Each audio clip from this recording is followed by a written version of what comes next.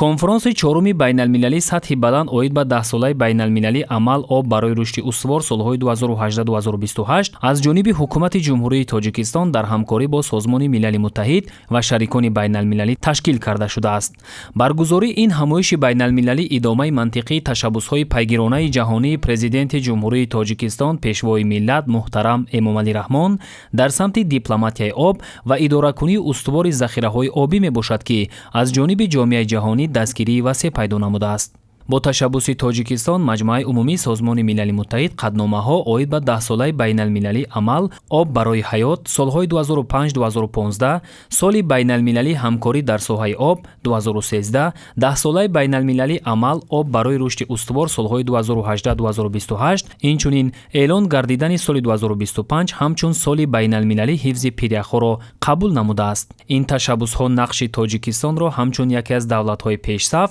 дар пешбурди рӯзномаи ҷаҳонии об, масъалаҳои тағйирёбии иқлим, ҳифзи пиряхҳо ва таъмини рушди устувор таҳким бахшиданд. конфронси навбатии сатҳи баланд ба минбари муҳими байналмилалӣ барои баррасии татбиқи ҳадафҳои рушди устувор, густариши ҳамкорӣ дар самти истифодаи оқилонаи захираҳои обӣ, мутобиқшавӣ ба паёмадҳои тағйирёбии иқлим ва пешбурди иқдомҳои муштарак ҷиҳати ҳифзи экосистемаҳои обӣ табдил меёбад, ки ин раванд яке аз марҳилаҳои асосии омодагӣ ба конфронси Созмони Милали Муттаҳид оид ба захираҳои оби соли 2028 ва идомаи татбиқи tashabbусҳои байналмилалӣ дар самти идоракунии устувори захираҳои об арзёбӣ мегардад. дар кори конфронси байналмилалӣ намояндагони воломақоми давлатҳои хориҷӣ, вазирон, роҳбарони созмонҳои байналмилалӣ ва минтақавӣ, намояндагони муассисаҳои низоми Созмони Милали Муттаҳид, сохторҳои байналмилалии молиявӣ, коршиносон дар соҳаи экология, гидрология, энергетика, сиёсати иқлим ва рушди устувор иштирок менамоянд. таваҷҷӯҳи асосӣ ба татбиқи ҳадафҳои 10-солаи байналмилалии амал об барои рушди устувор, суръат бахшидан ба дастрасӣ ба ҳадафҳои рушди устувор, пеш аз ҳама ҳадафҳои рушди устувор 6, инчунин масъалаҳои мутобиқшавӣ ба тағйирёбии иқлим, ҳифзи пиряхҳо, пешгирии буҳронҳои обӣ ва таҳкими ҳамкории байналмилалӣ равона карда мешавад.